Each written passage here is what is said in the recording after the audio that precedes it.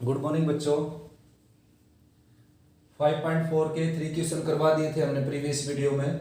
और फोर्थ जो third question करवाया था बेटा वो 3 वेरिएबल में करवाया था। उसके सभी पार्ट्स 3 वेरिएबल में। फोर्थ के जो सभी पार्ट्स हैं वो भी क्या है 3 वेरिएबल के क्वेश्चंस में हैं।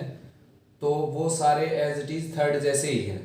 जैसे मैंने आपको बताया था कि भाई 2 वेरिएबल के मैंने तीनों क्वेश्चन करवा दिए आपको, एक नो सॉल्यूशन वाला, एक इनफाइनाइट सॉल्यूशन वाला, एक यूनिक सॉल्यूशन वाला।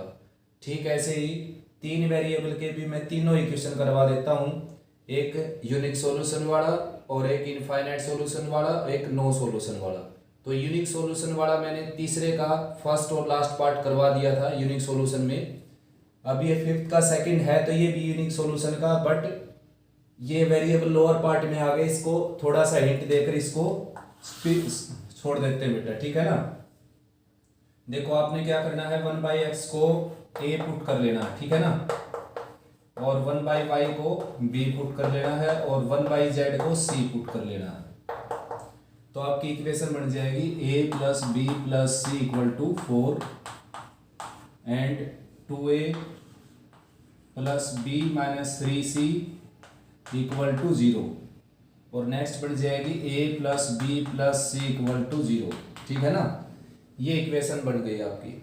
अब मैट्रिक्स ए क्या है आपका, A is the matrix obtained by coefficient of given unknowns, यानी कि ए का कोफिशिएंट 1, बी का 1, सी का 1, यहाँ पर 2, 1 और -3, 1, 1 और 1, ये ए मैट्रिक्स हो गया। और बी मैट्रिक्स क्या होगा बेटा, बी होगा राइट हैंड साइड कॉन्स्टेंट से जो मैट्रिक्स बनेगा वो क्या होगा, बी। यहाँ पर क्या था, 2 था, देखो 402 था नहीं, तो 402। And x is a matrix obtained bye given unknowns, यानी कि ए बी सी। फिलहाल किसका मैट्रिक्स बनेगा, ये ए बी सी का। अब ए का डिटरमिनेंट चेक करना आपने, वो 0 नहीं आएगा बेटा, ठीक है ना। कंफर्म हूं मैं कि ये 0 नहीं आएगा ए का डिटरमिनेंट। तो यूनिक सॉल्यूशन हो जाएगा। और सॉल्यूशन किस तरह का होगा, ए इनवर्स बी, जो इससे रिक्वायर्ड होगा। ए इनवर्स की वैल्यू आपने यहाँ पर रखनी है, यानी कि इसका इनवर्स फाइंड आउट कर लेना। सबसे पहले डिटरमिनेंट, फिर माइनर को फैक्टर एडजॉइंट, एडजॉइंट को डिटरमिनेंट ऑफ ए से डिवाइड करेंगे तो क्या आ जाएगा, ये ए इनवर्स। और बी ये है बच्चों आपके पास 4, 0 और 2, ठीक है ना। तो यहाँ पर एक्स क्या था, ए बी सी, ठीक है ना। तो यहाँ पर आ जाएगा बेटा 2, -1 और 1, आया समझ में, 2, -1 और 1। तो ए की वैल्यू क्या हो जाएगी बच्चों, यहाँ से 2, और b की वैल्यू क्या हो जाएगी यहाँ से 1, और c की वैल्यू क्या हो जाएगी यहाँ से -1। तो a की जगह क्या था 1/x, तो x की वैल्यू क्या आ जाएगी 1/2। ठीक है, ऐसे y की वैल्यू क्या रहेगी 1, और z की वैल्यू क्या हो जाएगी -1, ठीक है ना। सोल्व कर लेना, ये आंसर आ जाएगा आपका। वेरिफिकेशन चेक करते एक बार, देखो यहाँ पर 1/2 रखे, 2 हो गया, और यहाँ पर हमने रखे यहाँ पर 1, ये 1 हो गया, और यहाँ पर रखा -1, ये -1 हो गया, ठीक है ना बेटा। क्वेश्चन था ये,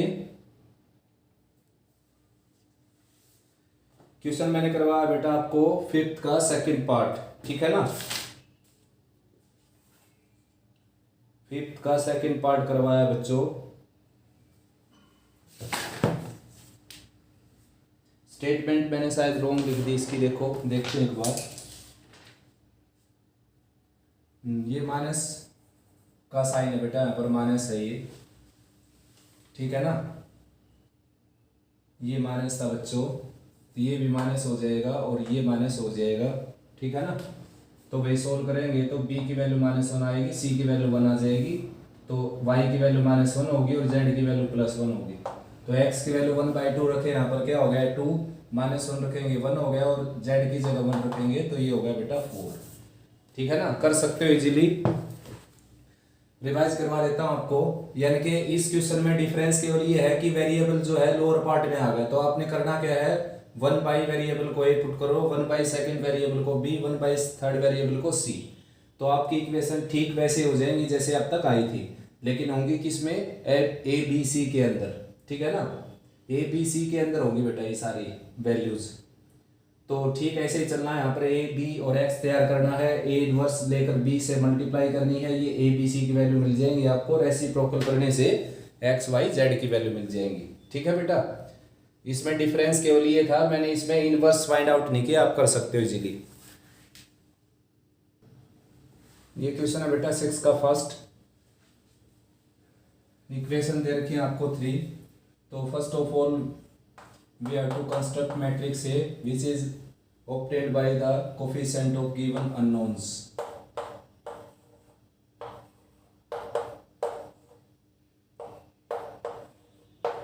ठीक है ना। And A B matrix which obtained is a column matrix obtained by right hand side constant and x is the matrix obtained by given variables यानी कि given unknowns। तो first of all we have to check determinant of A. ठीक है ना, determinant of A check करना हमने। तो taking 3 leave this row and this column, यानी कि 3 के सामने वाली रो कॉलम को एक्सक्लूड कर देंगे, ये एलिमेंट आ जाएंगे आपके पास -1 3 एंड -2 -1। ठीक है ना। अब क्या करेंगे हम, -1 लेंगे तो ये +1 हो जाएगा, यहाँ पर माइनस का साइन अटैच है इसके साथ। Leave this row and this column, ये बच गया आपके पास 2 3 1 -1।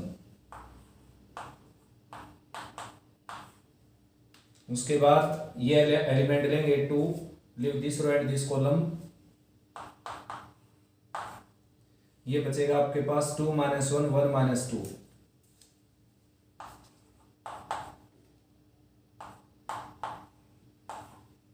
तो डिटरमिनेंट ऑफ ए आ जाएगा आपका, देखो ये हो गया 1 और ये हो गया 6 यानी कि 7। यहाँ पर आ जाएगा -2 + 3 यानी कि 1। यहाँ पर आ जाएगा -4 + 1 -4 एंड +1 यानी कि -3। तो डिटरमिनेंट ऑफ ए आ गया बेटा 21 + 1 एंड -6। तो भाई मैं तो एग्जाम्पल लेकर चला था कि इसका डिटरमिनेंट 0 आएगा। देख लेता हूँ बेटा स्टेटमेंट में कोई गड़बड़ ना कर दी हो मैंने। 3x - y + 2z 2x - y 2x - y + 3z x - 2y - z। तो गड़बड़ ये हो गई बेटा, यहाँ पर 2x - y था, ये मैंने 2x - y लिख रखा है, यहाँ पर 2x + y था स्टेटमेंट में, तो ये प्लस का साइन रहेगा। ठीक है ना, प्लस का साइन रहेगा भाई। तो leave this row and this column, ये हो जाएगा -1 और +6। ठीक है ना, ये ऐसे होगा, यहाँ पर +1 था ये, तो ये होगा -1 और +6 यानी कि 5।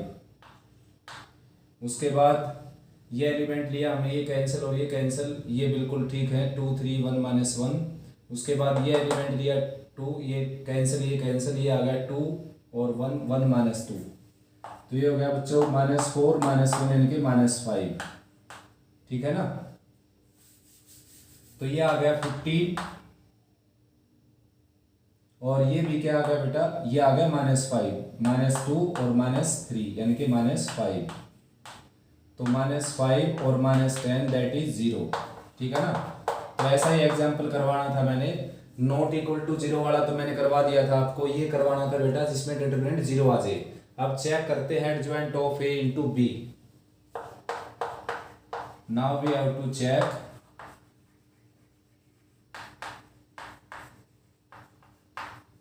Adjoint of A into B. Adjoint of A into B check करना हमने। ठीक है ना। तो एडजॉइंट ऑफ ए निकालना पड़ेगा भाई। Therefore to find adjoint of A, adjoint of A find out करने के लिए बेटा सबसे पहले निकाला मैंने M11 यानी कि माइनर, यहाँ पर देख सकते हो आप माइनर्स, तो ये आ गया 5। उसके बाद निकालेंगे M12 यानी कि फर्स्ट होगा सेकंड कॉलम का माइनर, जो कि क्या है -2 -3 -5। नेक्स्ट M13 ये है आपका -5। तो 3 माइनर तो थे ही आपके पास, 6 माइनर और निकालने आपने। M21 second row first column cancel करके देखो, सेकंड रो फर्स्ट कॉलम, तो ये आ जाएगा +1 और +4 यानी कि 5। ठीक है ना, डायरेक्ट लिख देता हूँ बेटा +1 +4। उसके बाद M22 second row second column cancel करेंगे, तो ये बचेगा 3 और नीचे है 1 यहाँ पर, और ये है 2 -1, तो ये -3 हो गया और -2 हो गया, -5 आ जाएगा। उसके बाद M23 second row third column को कैंसिल करेंगे इन दोनों को, तो यहाँ पर बच गया बच्चों 3 -1 और 1 -2, तो ये हो गया -6 और ये हो गया +1, तो -6 + 1 ये हो गया -5। ठीक है ना। अब 3 माइनर और बचते हैं बेटा, वो यहाँ लिख देता हूँ मैं। ठीक है ना। M31 यानी कि third row first column cancel करेंगे, थर्ड रो फर्स्ट कॉलम, तो ये बच गया -3 -2 यानी कि -5। उसके बाद M32 third row second column cancel करेंगे, थर्ड रो सेकंड कॉलम, ये हो गया 9 और -4 यानी कि 5। उसके बाद M33 third row third column cancel करेंगे, ये बच गया 3 -1 2 1, ये हो गया 3 और ये हो गया +2 5। ठीक है ना। तो भाई बच्चों ये माइनर आ गए आपके। अब निकालते हैं कोफैक्टर्स।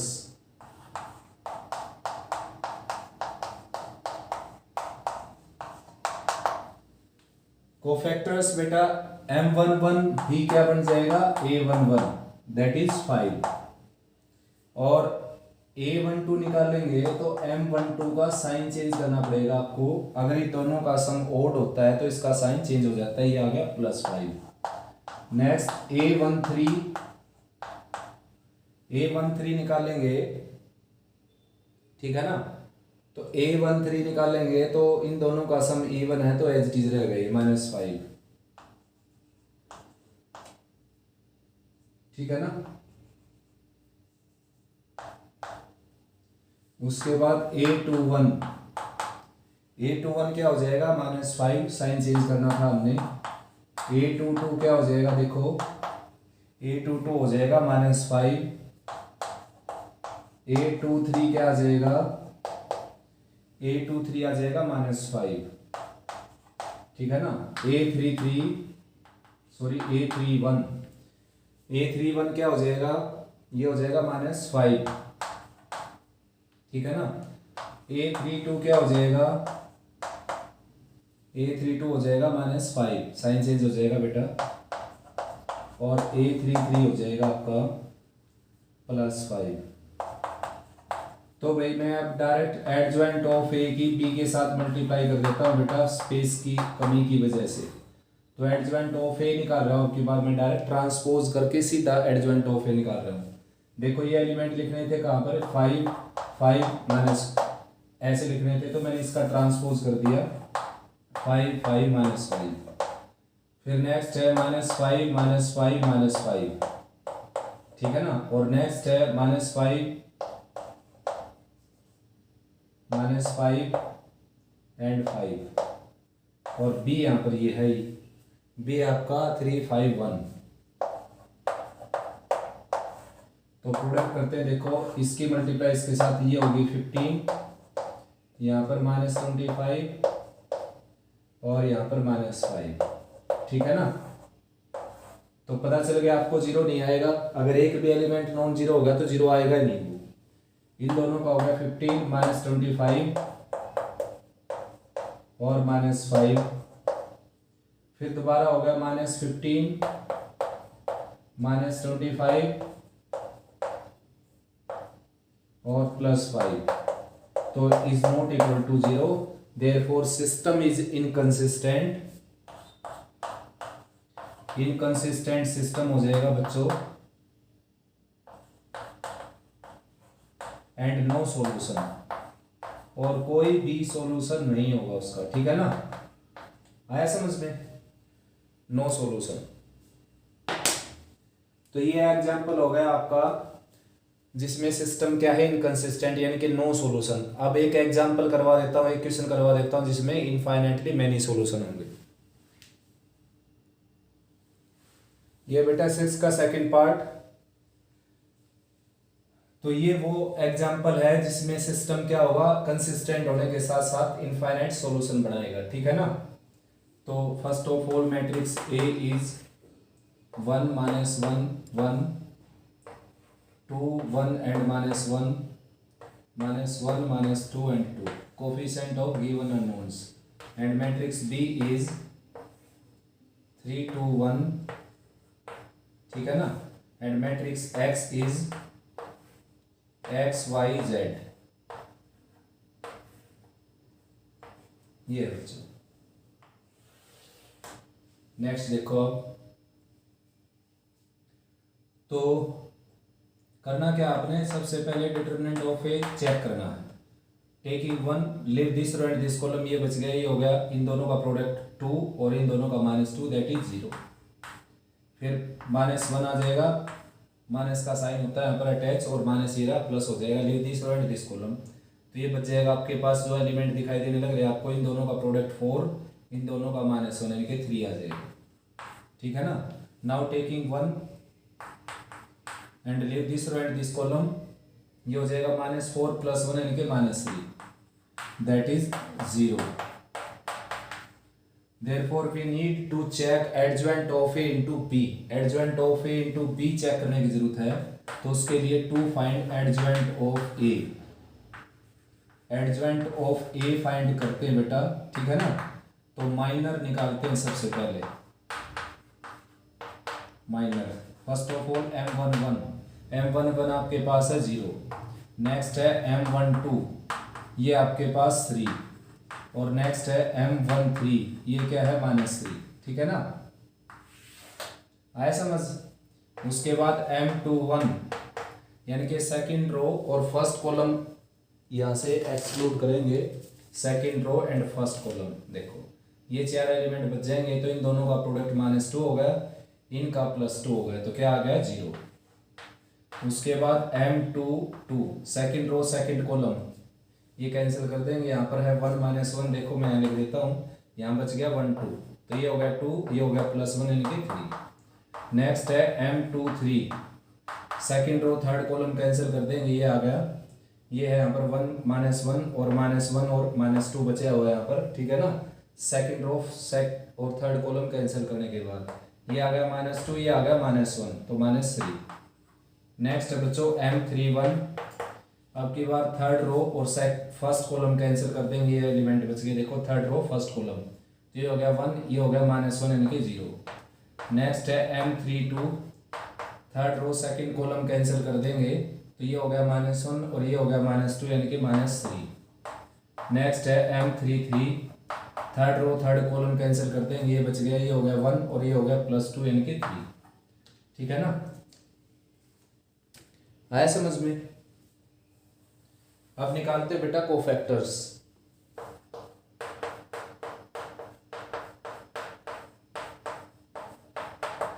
कोफैक्टर्स A11 तो एज इट इज रहेगा 0, और A12 में साइन चेंज करना पड़ेगा आपको, इन दोनों का सम मोड है इसलिए, और A13 क्या हो जाएगा -3 एज इट इज। नेक्स्ट है A21 क्या रहेगा 0, साइन चेंज करना था लेकिन 0 का कोई साइन होता नहीं बेटा। A22 हो जाएगा 3, और A23 क्या हो जाएगा -3 से +3। नेक्स्ट है A31 आएगा आपका 0। नेक्स्ट है A32 क्या है -3 तो +3 हो जाएगा, और नेक्स्ट है A33 दैट इज 3। तो adjoint of A find out करते हैं इसमें। अब हम ये हो गया, देखो 0 -3 -3,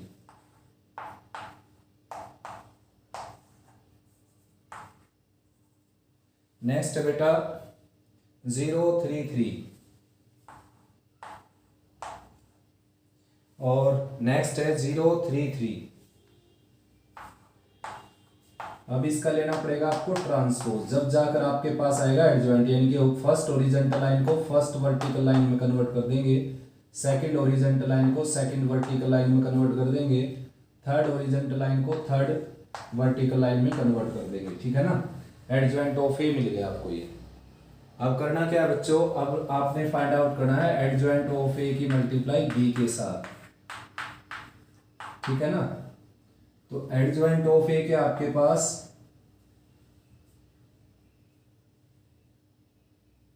ये था बेटा 0 0 थे सारे एलिमेंट। एडजॉइंट ऑफ ए रहा देखो 0 0 0 -3 3 3 एंड -3 3 और 3, एंड बी मैट्रिक्स इज 3 2 1, तो प्रोडक्ट करते हैं बेटा, देखो फर्स्ट रो का फर्स्ट कॉलम के साथ 0 0 0 यानी कि 0 + 0 + 0 यानी कि 0। अब सेकंड रो स्टार्ट होगी -9 + 6 और +3, तो ये भी क्या आ गया 0। अब थर्ड के रो के साथ -9 + 6 + 3, ये भी क्या आ गया 0। तो सभी एलिमेंट 0 आएंगे, तभी आप बोल सकते हो एडजॉइंट ऑफ A × B = 0, ठीक है ना। Therefore system consistent and has infinitely many solution। System consistent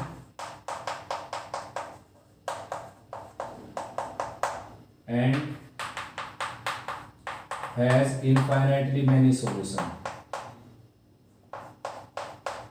Infinitely many solution, ठीक है ना, आया समझ में।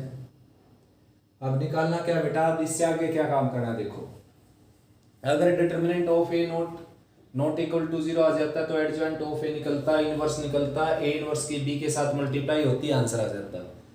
अगर डिटर्मिनेंट ऑफ ए 0 आ जाता जैसे इसमें आया है, और फिर एडजॉइंट ऑफ ए की बी के साथ मल्टीप्लाई नॉन जीरो आ जाती, यहाँ पर कम से कम एक एलिमेंट नॉन जीरो आ जाता, तो ये क्या हो जाती नॉन जीरो, तो नो सॉल्यूशन हो जाता, वहीं पर रुक जाता क्वेश्चन।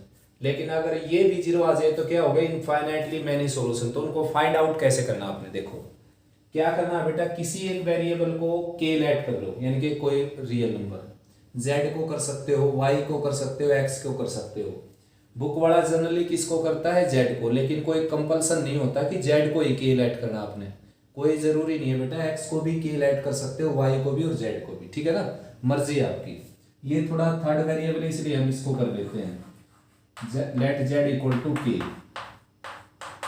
जैसे 10th क्लास में अपने एक्स वाई के क्वेश्चंस होते हैं, जेड को हटा देंगे तो एक्स वाई में बच जाएगा, ठीक है ना, तो फैमिलियर सा क्वेश्चन हो जाएगा, इसलिए जेड को के पुट कर लेते हैं। वैसे कोई कंपल्सन नहीं है, आप एक्स को भर लो या वाई को भर लो।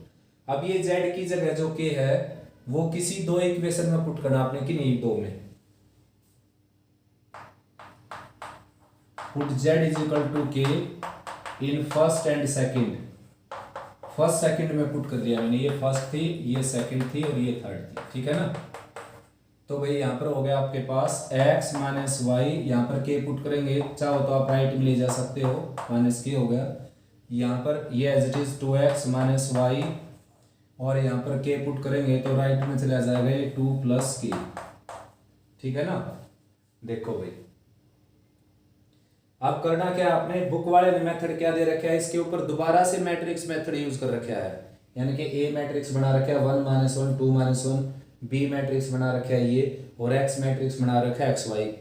तो इसके ऊपर दोबारा से मैट्रिक्स मेथड यूज कर रखा है, तो ऐसा करने की आपको बिल्कुल भी जरूरत नहीं। उसने कहा था कि मैट्रिक्स मेथड से कीजिए, तो मैट्रिक्स मेथड हम लगा चुके हैं यहाँ पर, ठीक है ना। दोबारा से आप कोई कंपल्सन नहीं होता कि दोबारा से मैट्रिक्स मेथड यूज करो, कोई भी आप यहाँ पर जो बेसिक है वो यूज कर सकते हो, जो 12th से पहले आ चुका है। तो अब 10th क्लास का बेसिक यूज करेंगे हम। ये इक्वेशन क्या होगी 4, और ये इक्वेशन क्या होगी 5, और इनको क्या कर दो सब्ट्रैक्ट कर दो, ठीक है ना। ये माइनस हो गया, ये प्लस हो गया, और ये माइनस, ये कैंसिल हो गया बेटा। -x की वैल्यू आ गई 3 - 2 1, और ये हो गया -2k। तो x की वैल्यू आ गई बच्चों 2k - 1, माइनस से मल्टीप्लाई कर देगा। अब x की वैल्यू हम क्या कहाँ पुट करेंगे, किसी भी इक्वेशन में पुट कर सकते हो, यहाँ पुट कर लो या यहाँ पुट कर लो, यहाँ पुट कर देता हूँ मैं, put x = 2k - 1 in equation 4। तो x की जगह रखा हमने 2k - 1, -y ऑलरेडी था, यहाँ पर राइट में है 3 - k, तो y को राइट में ले जाओ, इसको लेफ्ट में ले आएंगे, बाकी सभी को 2k - 1 ऑलरेडी लेफ्ट में था, -3 आ गया ये, और +k आ गया इधर। तो y की वैल्यू आ गई बच्चों 2k + k यानी कि 3k और -4। तो देयरफॉर x की वैल्यू क्या होगी आपकी 2k - 1, y की वैल्यू क्या होगी आपकी 3k - 4, और z की वैल्यू क्या होगी आपकी k, for all k belongs to real. देखो बच्चों एक बार रिवाइज कर देते हैं। ए का डिटरमिनेंट 0 आ जाए तो एडजॉइंट ऑफ ए निकालना पड़ेगा, एडजॉइंट ऑफ ए की बी के साथ मल्टीप्लाई, अगर 0 आ गई, 0 कब आएगी जब इसके सभी एलिमेंट 0 होंगे, अगर एक भी एलिमेंट नॉन 0 होगा तो ये 0 नहीं होती, ठीक है ना। तो ये क्या हो गया 0 हो गया, जीरो होगा तो इनफाइनाइट सॉल्यूशन हो गए। इनफाइनाइट सॉल्यूशन हो तो क्या करना आपने, किसी एक वेरिएबल को के पुट कर लेना। हम जेड को के पुट कर लेते हैं, तो जेड की जगह के इन दोनों इक्वेशन में पुट कर लो आप, या इन दोनों में पुट कर लो, या इन दोनों में, सब कुछ ठीक है ना। तो मैंने इन दोनों में जो आसान लगी मेरे को, मैं जेड की जगह के पुट कर दिया, ये इक्वेशन बन गई। अब इसके ऊपर आपकी बुक वाला जो है वो दोबारा से मैट्रिक्स मेथड यूज करता है, तो यहाँ पर कोई कंपल्सन नहीं है बेटा मैट्रिक्स मेथड यूज करने का। एक बार हम यूज कर चुके तो अकॉर्डिंग टू गिवन कंडीशन है हम, ठीक है ना, यानी कि उसकी कंडीशन थी कि भाई मैट्रिक्स मेथड का यूज करना है, वरना तो वैल्यू तो और भी तरीके से निकल जाती है एक्स वाई जेड की, ठीक है ना। तो मैट्रिक्स मेथड का यूज कर चुके आप। अब यहाँ पर आपने करना है 10th क्लास का मेथड यूज। लीनियर इक्वेशन को सोल्व करते समय जो elimination, substitution, cross multiplication use करते थे वही एलिमिनेशन यूज करेंगे हम हर क्वेश्चन में। तो भाई एलिमिनेशन करने के लिए क्या करते हैं, एक्स वाई के कोफिशिएंट या तो एक्स के या वाई के कोफिशिएंट सेम कर लेते हैं और अपोजिट साइन कर लेते हैं। तो यहाँ पर वाई के ऑलरेडी कोफिशिएंट सेम है, तो अपोजिट साइन करने के लिए मैंने सेपरेट कर दिया। सेपरेट हर कोई बच्चा कर सकता है। एक्स की वैल्यू आ गई, यहाँ से एक्स की वैल्यू इसमें पुट कर दी मैंने, वाई की वैल्यू मिल गई। तो एक्स की वैल्यू है बेटा 2k-1, वाई की वैल्यू 3k-4 और जेड की value k belongs to real. Infinite solution क्यों है, देखो k की जगह अगर आप 0 पुट करोगे तो x की वैल्यू -1, y की -4, z की 0। k की जगह अगर 1 पुट करोगे तो x की वैल्यू 1, y की -1 और z की 1। k की जगह अगर 2 पुट करोगे तो x की वैल्यू 3, y की वैल्यू 5 और z की वैल्यू 3, ठीक है ना। यानी कि इनफाइनाइट वैल्यू आती रहेंगी आपकी। आया समझ। तो तीनों तरह के एग्जाम्पल मैंने करवा दिया आपको, ठीक है ना। जबकि मैंने कमिटमेंट किया आपसे कि एग्जाम के अंदर सीबीएसई या कोई भी बोर्ड हो बेशक से, कौन सा क्वेश्चन आएगा, केवल यूनिक सॉल्यूशन का, ना इनफाइनाइट सॉल्यूशन का क्वेश्चन आएगा और ना नो सॉल्यूशन का क्वेश्चन आएगा। एक्स वाई जेड की वैल्यू निकलवाएगा तो यूनिक सॉल्यूशन का क्वेश्चन आएगा। लेकिन हम फिर भी इनकी प्रैक्टिस कर लेते हैं बेटा, कंपटीशन के एग्जाम भी देने हमने, और भी कोई एग्जाम दोगे आप, कोई भी कॉम्पिटिटिव एग्जाम, ठीक है ना। तो अब अगर इसी बात से चले हम तो फिर प्रैक्टिस करना पड़ता है बेटा होमोजीनियस क्वेश्चंस का भी। तो होमोजीनियस की भी प्रैक्टिस करवा देता हूं आपकी, ठीक है ना। ये सभी क्या थे, नॉन होमोजीनियस। ये जो 7th का फर्स्ट है बेटा, ये है होमोजीनियस का एग्जांपल। होमोजीनियस में क्या होगा, राइट साइड में सभी कांस्टेंट की जगह क्या होगा, 0। All are 0, not at least 1 is 0, ठीक है ना। सारे क्या होंगे 0। अगर कम से कम एक भी नॉन जीरो होगा तो क्या बन जाएगी, नॉन होमोजीनियस। तो भाई होमोजीनियस है या नॉन होमोजीनियस है, मेथड वही है अपना। देखो ए निकालेंगे सबसे पहले। ए है आपका 2, 3 और -4, और ये है 3, -1 और 2, 1, 2 और -1। नॉन होमोजीनियस से इजी पढ़ते हैं बेटा ये, मतलब लेंथ छोटे क्वेश्चन पढ़ते हैं। इजी तो वो भी बहुत ज़्यादा है, ये छोटे क्वेश्चन पढ़ते हैं, उनसे लेंथ ही नहीं है इतने। तो बी मैट्रिक्स तो आपको पता है क्या है, 0, 0, 0, और एक्स मैट्रिक्स का एक्स वाई जेड। तो इसमें बी निकालने की जरूरत नहीं होती बेटा, ठीक है ना। बी मैट्रिक्स निकालने की जरूरत नहीं होती। रीजन मैं बता दूंगा आपको क्यों नहीं होती। देखो सबसे पहले निकालना है determinant of A. Leave this row and this column, this row and this column. ये बच गया +1, -2, 4 यानी कि -3। Now taking -3, leave this row and this column. ये हो गया -3, -2, -5। Now taking -4, leave this row and this column. ये हो गया 6 + 1 7। तो डिटरमिनेंट ऑफ ए आ गया आपका -6 + 15 और -28। तो ये आ गया बेटा -34 और +15। तो डिटरमिनेंट ऑफ ए की वैल्यू आ गई, ये आ गया 14 - 5 9, ठीक है ना, और -2 + 1 यानी कि -1। तो since determinant of A is not equal to 0, therefore system is consistent, system is consistent and has unique solution।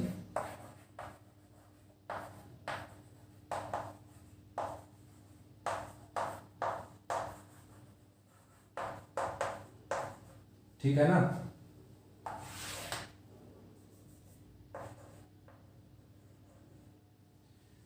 Unique solution, और सॉल्यूशन क्या होता है बेटा, x equal to A inverse B.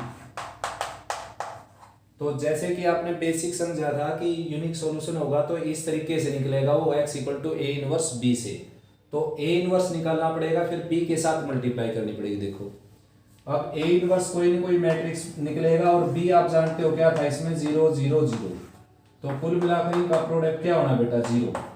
तो x की वैल्यू क्या आ गई, 0। x मतलब x y z किसके इक्वल आ गया, 0 0 0 0 के इक्वल, यानी कि x और y और z की वैल्यू क्या आ गई, 0। तो ये सारा आपने करने की जरूरत नहीं बच्चों, ये मैंने केवल समझाया कि 0 0 0 क्यों हुआ आंसर आपका। आपने आंसर यहीं पर लिख देना है, x equal to y equal to z equal to 0, यहीं पर आपने आंसर लिख देना है। ये सारा सिस्टम करने की जरूरत नहीं है, मैंने आपको समझाया है कि भाई जब a इनवर्स अगर कुछ भी आएगा मैट्रिक्स यहाँ पर, b तो क्या है यहाँ पर 0, तो इसके कारण इसकी वैल्यू क्या हो जानी है बेटा, 0 0 0। ठीक है ना, ये पोर्शन आपको करने की जरूरत नहीं। अब इसका छोटा सा मेथड बन गया, अगर a का डिटरमिनेंट 0 ना आए, यानी कि 0 के इक्वल ना आए, तो सिस्टम कंसिस्टेंट और यूनिक सॉल्यूशन, और सॉल्यूशन ये होगा x y z 0 0 0। ठीक है ना, यानी कि जब आपको पता है इसका एक ही सॉल्यूशन है, तो एक सॉल्यूशन तो कौन होगा, 0 0 0 ही होगा, क्यों 0 0 0 इसको सेटिस्फाई करता है ना। तो एक सॉल्यूशन का तो आपको पहले से पता था, इसका 0 0 0। मतलब इसमें इस सिस्टम में कभी भी नो सॉल्यूशन नहीं होता, एक सॉल्यूशन तो इसका 100% होता है, 0 0 0। ओरिजिन से जरूर जाते ही। ठीक है ना, आया समझ में। तो छोटा सा मेथड बन गया, एक डिटरमिनेंट अगर 0 नहीं है तो आंसर लिखो x y z all are 0, direct लिखना, चाहे 6 नंबर में हो कहीं पर भी। ठीक है ना, आया समझ में। इसको ट्राइवल सॉल्यूशन भी बोलते हैं, कल भी बताया था मैंने वीडियो में आपको, इसको क्या बोलते हैं, ट्राइवल सॉल्यूशन। ठीक है ना, देखो बेटा 7th का नेक्स्ट क्वेश्चन है ये। ठीक है ना, 7th का सेकंड पार्ट है बेटा ये मैंने इनफाइनाइट सॉल्यूशन वाला एग्जांपल लिया आपके लिए। तो मैट्रिक्स है आपका 1 1 -1 1 2 एंड 1 3 6 और -5। ठीक है ना, तो सबसे पहले ए का डिटरमिनेंट चेक करना हमने इसमें, हर किसी क्वेश्चन में ए का डिटरमिनेंट चेक करते हैं हम। Taking 1 leave this and this column, ये हो गया 10 और -6 यानी कि 4। फिर माइनस का 1 आएगा, leave this and this column, ये हो गया -5 -3 यानी कि -8। अब ये माइनस का 1 आएगा, leave this and this column, ये हो जाएगा 6 + 6 12। तो भाई as we know determinant of A is not equal to 0। Okay बेटा, 0 का तो केस है ये, नॉन 0 का तो मैंने करवा दिया आपको। तो होमोजीनियस में दो ही केस बनते हैं, अगर ए का डिटरमिनेंट 0 है तो इनफाइनाइट सॉल्यूशन, और ए का डिटरमिनेंट 0 नहीं है तो यूनिक सॉल्यूशन। तो यूनिक सॉल्यूशन के बारे में बता दिया मैंने, इसके बारे में बताता हूँ। देखो जैसा कि आप जानते हो नॉन होमोजीनियस बेसिक है इसका। ठीक है ना, बेसिक कौन है, नॉन होमोजीनियस सिस्टम, ये तो उसके बाद आता है। तो नॉन होमोजीनियस में अगर ये 0 आ जाता था तो क्या चेक करते थे हम, adjoint of A into B check करते थे। ठीक है ना, अगर ये 0 आ जाए तो इनफाइनाइट सॉल्यूशन होते थे, और अगर adjoint of A into B 0 ना आए तो क्या होते थे, नो सॉल्यूशन। तो भाई ये तो कभी हो ही नहीं सकता, ये केस कभी हो ही नहीं सकता। ठीक है ना, क्यों नहीं हो सकता, क्योंकि एडजॉइंट ऑफ ए कुछ भी निकल जाए, बी की वैल्यू तो क्या है 0 0 0। तो एडजॉइंट ऑफ ए जो निकलेगा उसकी अगर आप 0 0 0 के साथ मल्टीप्लाई करोगे, आपने पढ़ा था तीसरे चैप्टर में, अगर ए और बी दो मैट्रिक्स है, उनमें से कोई एक अगर 0 है या दोनों 0 है तो उनका प्रोडक्ट 0 ही आना है, यानी कि 0 मैट्रिक्स से मल्टीप्लाई करोगे तो 0 ही आएगा आंसर में। ठीक है ना, तो इसलिए ये केस कभी नहीं हो सकता, डेफिनेटली ये होगा। तो ये होगा तो फिर चेक करने की क्या जरूरत है, डायरेक्ट आंसर लिखेंगे। ठीक है ना, आप एग्जाम में भी डायरेक्ट लिख सकते हो, कहीं पर भी आ जाए तो। Therefore system consistent is consistent and have infinite solution, infinitely many solution।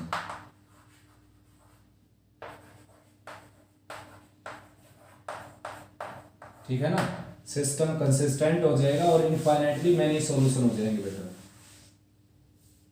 ये दो बार ठीक है, चलो आए समझ में। अब इनफाइनाइट सॉल्यूशन के लिए तो मैंने आपको मेथड वही बताया था, सेम वही मेथड इसमें यूज करना है। आप z को लेट कर लो k, ठीक है ना, where k belongs to real. तो z की जगह k आपकी नहीं दो इक्वेशन में पुट कर दो यहाँ पर, x plus y is equal to k, और यहाँ पर x minus two y equal to minus k, x minus two y is equal to minus k. अब इन दोनों को सब्ट्रैक्ट कर देते हैं, y की वैल्यू मिल जाएगी आपको माइनस प्लस और माइनस प्लस, ये कैंसिल हो गया, ये हो गया 3y और राइट में क्या हो गया 2k, तो y की वैल्यू क्या आ जाएगी आपकी 2k/3, ठीक है ना। y की वैल्यू यहाँ पुट करेंगे तो x की वैल्यू आ जाएगी बेटा k माइनस 2k/3, यानी कि k/3। तो x की वैल्यू क्या होगी k/3, y की वैल्यू 2k/3 और z की value k, and k belongs to real number. आया समझ में बेटा, ठीक है ना। तो ये केस था इनफाइनाइट सॉल्यूशन का। देखो नो सॉल्यूशन इसमें कभी नहीं होता है सिस्टम में, रीजन क्योंकि देखो 0 0 0 तो सबको सेटिस्फाई करता है, तो कम से कम एक सॉल्यूशन तो 100% होता है होमोजीनियस का, नो सॉल्यूशन कभी नहीं होता। इसको नॉन ट्राइवल सॉल्यूशन बोलते हैं। ट्राइवल सॉल्यूशन कौन है, x equal to y equal to z equal to 0, और ये कौन है नॉन ट्राइवल सॉल्यूशन। बात करते हैं बेटा 8 के सेकंड पार्ट की। Find A inverse where a equal to something, hence solve the system of linear equation. यानी कि सबसे पहले आपने इस मैट्रिक्स का इनवर्स फाइंड आउट करना है, उसका यूज आपने इसमें करना है। देखो कैसे यूज कर सकते हैं हम इसमें। तो सबसे पहले मैं बी मैट्रिक्स लिखता हूँ इसके लिए, ये हो गया -4 2 और 1 11, और x आप जानते हो क्या हो जाएगा x y z, और जिसको हम a लेट किया करते वो क्या होता था, जो इनके कोफिशिएंट से बनता है 1 2 -3, ठीक है ना, 2 3 2 और 3 -3 और -4। अब हम देखेंगे बेटा कि जो गिवन मैट्रिक्स है वो A, वो इसने पहले ही यहाँ से निकाल कर रख लिया, ठीक है ना। तो बिल्कुल सेम टू सेम क्वेश्चन है, इसमें कोई डिफरेंस नहीं, केवल ये बात उलझाने के लिए दे रखी है कि भाई मैट्रिक्स ये है, इसका इनवर्स निकालो और फिर इसका यूज करके इसको सोल्व कीजिए। तो आप क्या करते थे, ए मैट्रिक्स बनाते थे ना ऐसे, वो इसने खुद ही ऐसे बना रखा है A matrix, which is obtained by coefficient of given unknowns. यानी कि सेम टू सेम क्वेश्चन है, इसका इनवर्स निकालो, सबसे पहले डिटरमिनेंट निकालो, 67 या -67 निकलेगा, यानी कि determinant of A is not equal to 0, therefore system consistent and has unique solution. तो ए इनवर्स फाइंड आउट करके x equal to A inverse B से इसका आंसर आप निकाल सकते हो। अगर कोई प्रॉब्लम आए तो बता सकते हो मेरे को। नेक्स्ट जो क्वेश्चन है बेटा 8 का सेकंड, उसमें भी देखो आप मैट्रिक्स ए दे रखा है और उसका इनवर्स निकालना आपने, फिर उसका यूज करके इसको सोल्व करना है। तो भाई अगर हम यहाँ से अगर जैसे हम निकालते हैं ए मैट्रिक्स जैसे निकालते हैं हम, चलो इसको मैं A1 ले लेता हूँ फिलहाल, ए उसने दे रखा है, तो ये हो गया 1 -1 0, ठीक है ना। ये हो गया 2 0 क्यों हुआ, क्योंकि z का कोफिशिएंट नहीं दे रखा है, तो 0 z लिखेंगे इसको, 2 3 4, और ये क्या है x का कोफिशिएंट नहीं है तो इसको ऐसे लिखेंगे 0x, ठीक है ना। तो 0x यानी कि 0 1 और 2, तो ये A1 आ गया आपका। B तो हर किसी में ये है ही राइट साइड वाला, और x आप जानते हो x y z। हमने वो रिलेशन जो देगा ना इस तरह कोई मैट्रिक्स देकर, वो इसके कोफिशिएंट से जो मैट्रिक्स बनेगा उसके साथ इसकी रिलेशन देगा। अब देखो इसका इनवर्स निकालने से, अब देखो इसको x y z को सोल्व करना है तो हम इस क्वेश्चन को कर सकते हैं। ए का इनवर्स निकाल लेंगे, सबसे पहले ए का डिटरमिनेंट आएगा नॉन जीरो, फिर ए का इनवर्स निकालेंगे, फिर x की वैल्यू हो जाएगी इनवर्स बी, आंसर आ जाएगा। लेकिन उसने कहा कि इसका यूज करके आप इसमें कर सकते हो, यानी कि अगर हम इसका इनवर्स निकालना है ही तो इसका यूज अगर हो जाए तो फिर इसका इनवर्स निकालने की जरूरत नहीं पड़ेगी आपको। देखो अब इसमें क्या है 2 3 4 यहाँ पर है, ये दोनों इंटरचेंज कर रखी इसने। आप जैसा जानते हो कि किन्हीं दो रो को इंटरचेंज करते इसमें डिटरमिनेंट उसका नेगेटिव आता है, लेकिन बेटा डिटरमिनेंट नेगेटिव आता है, मैट्रिक्स के ऊपर कोई इफेक्ट नहीं पड़ता, ठीक है ना। मैट्रिक्स यानी कि उन दोनों का इनवर्स सेम टू सेम आएगा बच्चों, ठीक है ना। तो अब आपने इसका इनवर्स निकालने की जरूरत नहीं, इसका इनवर्स निकालो और सीधा आंसर आ जाएगा x equal to A inverse B. आया समझ। अब आप ये सोचते होंगे कि भाई इसमें तो दो रो आपस में इंटरचेंज कर रखी है तो नेगेटिव ना आ जाए एक दूसरे का, तो बिल्कुल नहीं आएगा बेटा। ऐसा देखो, ये जो इक्वेशन दे रखी है उसने कोमा लगा कर दे रखी है स्टेटमेंट में, ठीक है ना। वो मेरी मर्जी है, अगर मैं इस स्टेटमेंट को ऊपर लिख देता हूँ 2x + 3y और +4z और इक्वल टू 17, इसको मैंने ऊपर लिख लिया, देखो इसको बीच में, इसको लास्ट में, ऐसा लिख सकते हैं। उसने तो कहा था कि इसको सोल्व करना आपने, तो आगे पीछे इक्वेशन हो सकती हैं। 10th क्लास में भी तो ऐसे है, जैसे x + y = 7, x - y = 8। कोई जरूरी थोड़ा ना ये स्टेटमेंट लास्ट में होगी, ये पहले होगी, इसको आप पहले लिख लो, कोमा लगाकर इसको बाद में लिख लो। तो मैंने इसको ऊपर लिख लिया, इसको नीचे लिख लिया। आप देखो इससे मैट्रिक्स बनाता हूँ तो ये होगा 2 3 4 बनेगा ना, ऐसे 2 3 4। इससे क्या बनेगा 1 - 1 एंड 0, देखो सेम टू सेम मैट्रिक्स होगा। तो कुल मिलाकर ये ए ही है, आप इनको इंटरचेंज कर लो, यानी कि जो दूसरे नंबर पर लिख रखी थी इक्वेशन उसको पहले नंबर पर, पहले वाली को दूसरे नंबर पर, सेम टू सेम क्वेश्चन हो जाएगा। तो इसका इन्वर्स जो निकालोगे आप उसको यहाँ पर यूज कर सकते हो इसका सॉल्यूशन करते समय। देखो बेटा बड़ा इंटरेस्टिंग क्वेश्चन आ गया 9th का फर्स्ट पार्ट। इसमें समझने वाली जो बात है वो बता देता हूँ आपको। देखो इसका इन्वर्स निकालना है सबसे पहले, ठीक, और उसका यूज करके इसको सोल्व करना आपने, ठीक है ना। अब देखने लग रहे हो आप, इस मैट्रिक्स को अगर हम A1 ले लें, अगर यानी कि A1 ले लेता हूँ मैं इसको, देखो 1 1 2 और 1 - 2 और -1 और 1 - 3 और 3, ठीक है ना। b और x का कोई फंडा है नहीं यहाँ पर, ये बिल्कुल हर क्वेश्चन में इजी वे में मिलते हैं। इनमें हमने कोई रिलेशन लगाने की जरूरत नहीं किसी के साथ, ठीक है ना। जब भी कोई मैट्रिक्स देगा उसका इन्वर्स निकलवाएगा, उसका यूज फिर इसमें करवाएगा, तो इन दोनों की रिलेशन देता है आपस में। अब देखो 1 1 1 1 1 1 1 2 - 3 1 1 2 - 3, चेक कर लेता हूँ बेटा मैं। ये क्वेश्चन है 9th का फर्स्ट पार्ट। तो 1 1 1 1 2 - 3 एंड 2 - 1 3, ये ठीक है बिल्कुल। इक्वेशन है आपकी x + y + 2z = 0। नेक्स्ट है x + 2y - z = 9। x + 2y है बेटा ये, ठीक है ना। और नेक्स्ट x - 3y और +3z = -14। देखो तो 1 1 2 लिख लिया मैंने, फिर 1 2 और -1 एंड सो। तो देखा जाए तो इसका ट्रांसपोज लेने के बाद ये आने लग रहा है, ठीक है ना। यानी कि ये अगर a है तो ये a का ट्रांसपोज है बच्चों। अब हमने करना क्या है, हमने ये काम करना है कि सबसे पहले इसका इन्वर्स निकालना, जो आप आराम से निकाल सकते हो। फिर क्या करना है, फिर x की वैल्यू निकालनी है, और x होगा a इनवर्स b के इक्वल। और a इनवर्स की बजाय अपने पास कौन है, a', यहाँ पर कौन है कि इसका नाम क्या रख दिया हमने a', तो इसका इनवर्स निकालना फिर मिलाकर, ठीक है ना। आया समझ में, a' का इनवर्स चाहिए हमारे को, यानी कि इसका इनवर्स चाहिए।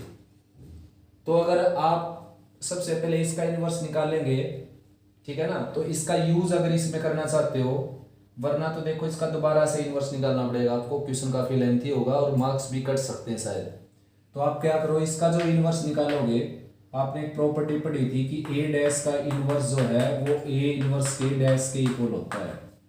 यानी कि अगर ये a है तो इसका इनवर्स लेकर ट्रांसपोज ले देंगे तो ये वैल्यू आ जाएगी, देखो ये, ठीक है। आया समझ में। करना क्या आपने, इसका इनवर्स लेना सबसे पहले, और एक आंसर हो गया वो। फिर उस इनवर्स को यहाँ पर यूज करना हमने, कैसे यूज करना है, जो इनवर्स आए उसका ट्रांसपोज ले लेना, रो कॉलम को इंटरचेंज कर देना। वो जो इनवर्स आएगा ना वो इसका इनवर्स आएगा। इसके इनवर्स का अगर आप ट्रांसपोज ले देंगे तो वो जो इनवर्स आएगा वो इसका इनवर्स आ जाएगा, वो यहाँ रख देना और बी यहाँ रख देना, आंसर आ जाएगा, ठीक है ना। इस प्रॉपर्टी का यूज कर लिया हमने। ये ए है अगर, तो इसका इनवर्स लेकर उसका ट्रांसपोज जो लेंगे ना वो ये वैल्यू आ जाएगी जो यहाँ रखनी है, ठीक है ना। देखो बेटा 11th क्वेश्चन में ए और बी दो मैट्रिक्स दे रखे हैं और ए बी फाइंड आउट करना आपने, ठीक है ना। ए पी को फाइंड आउट करके और फिर इसको सोल्व करना है, इसका यूज करके बी को सोल्व करना है। तो ए पी का इसको यूज करके इसको सोल्व करना, ठीक है ना। तो ए पी का प्रोडक्ट मैं आपको दिखाई देता हूँ। देखो आइडेंटिटी मैट्रिक्स आने वाला बेटा।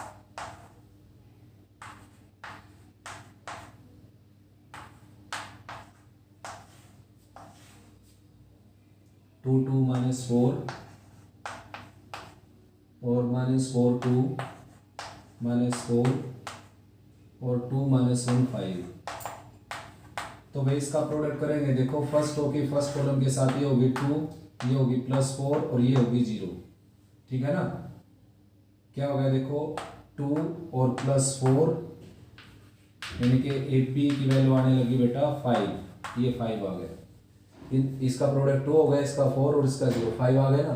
फिर इसके साथ करेंगे टू माइनस टू और जीरो, इसके साथ करेंगे माइनस फोर प्लस फोर और जीरो, ठीक है ना।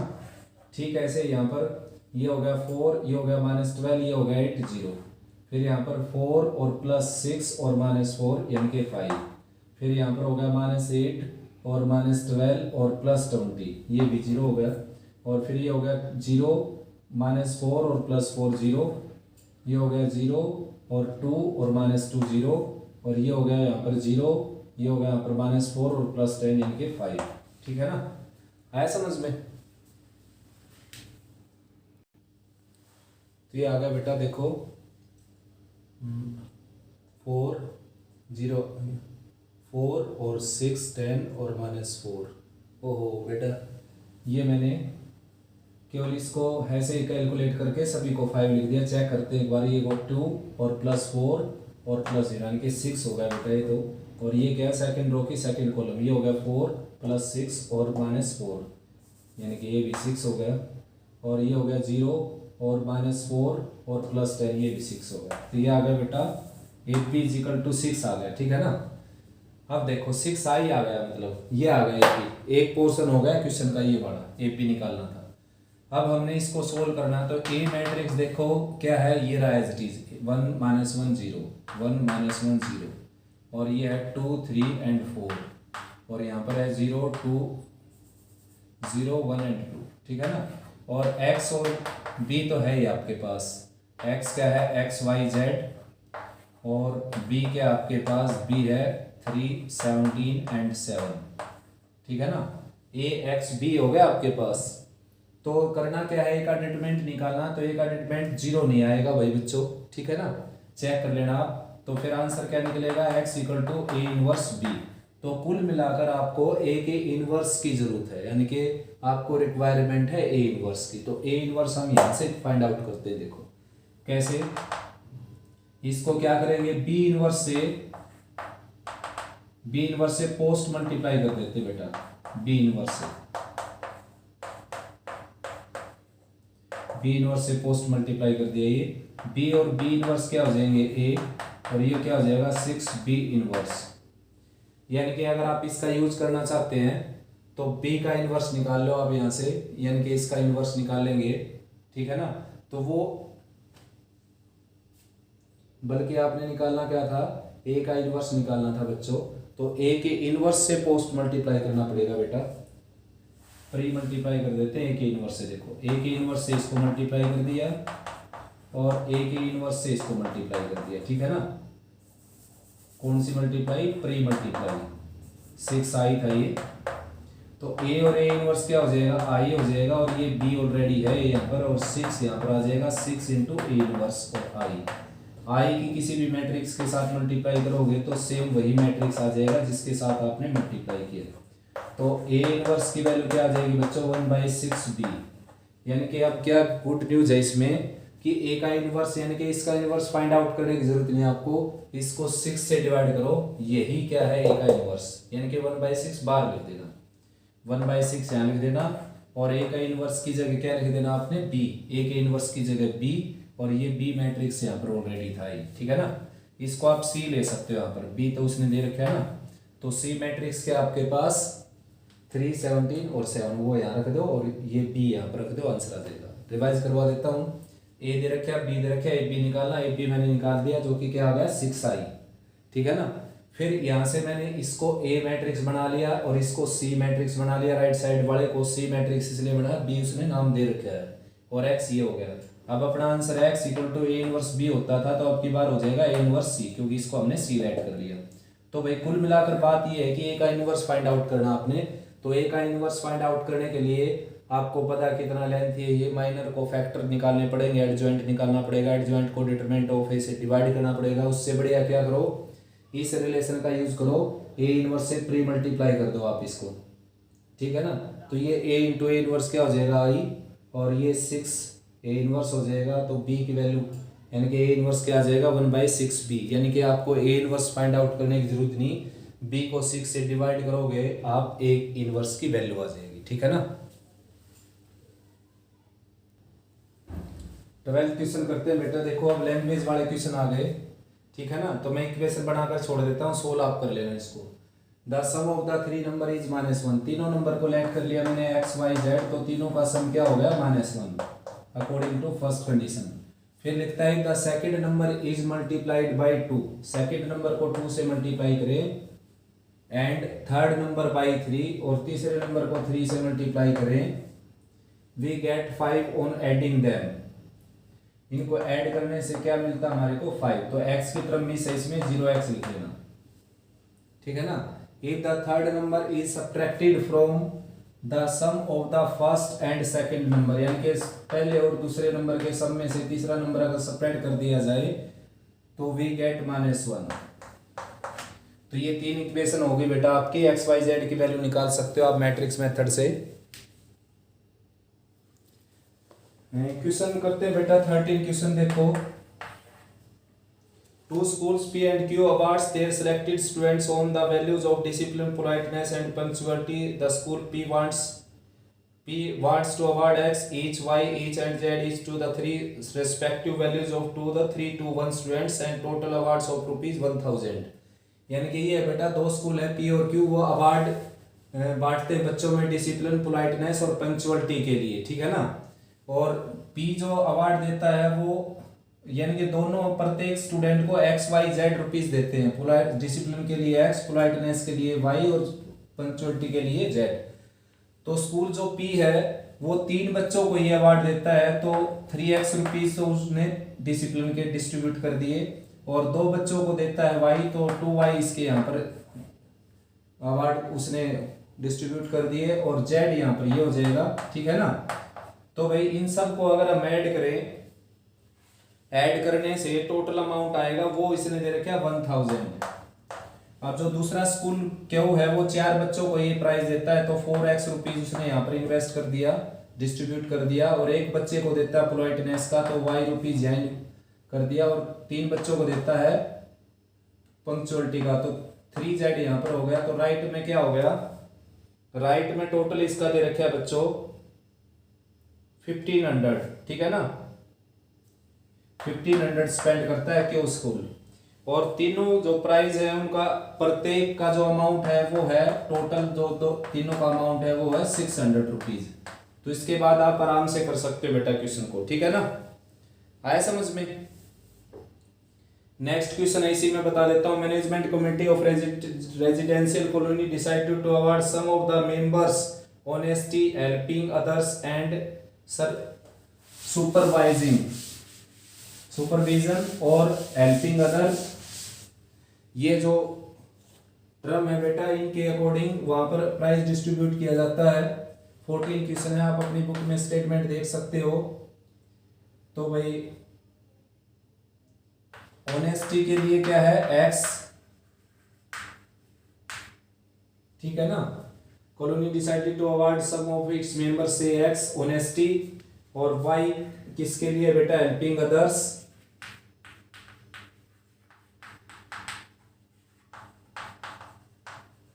हेल्पिंग अदर्स, और जेड किसके लिए है, जेड है सुपरविजन के लिए।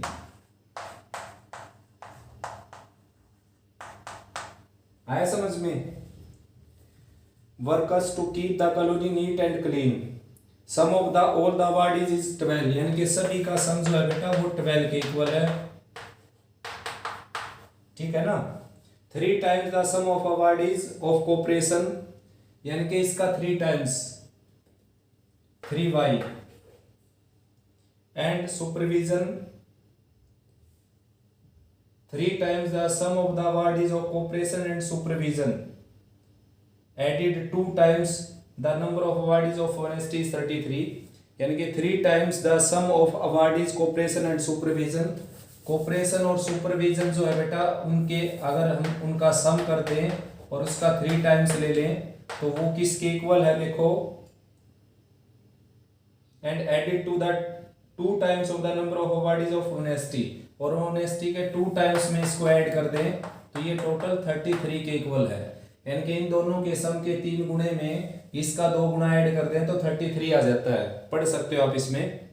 If the sum of the numbers of awardees for honesty and supervision is twice sum of the awardees of honesty that is x and supervision that is z, इन दोनों का सम का है बेटा is twice the number of awardees for the helping other, यानी कि helping other यानी कि इसके 2 गुणे के इक्वल है ये। तो अब आपकी ये तीनों इक्वेशन हो गई बेटा, और x y z की वैल्यू आप निकाल सकते हो यहाँ से, ठीक है ना। मैंने ट्राई किया भाई सभी कंसेप्ट को यहाँ पर उठाने की, प्रैक्टिस आपके पास है बेटा करने के लिए काम, ठीक है ना। तो प्रैक्टिस अच्छे से करो, 4 या 6 नंबर का डेफिनेटली एग्जाम में आएगा। कोई प्रॉब्लम आए तो कमेंट सेक्शन में बता सकते हो बेटा। Thank you.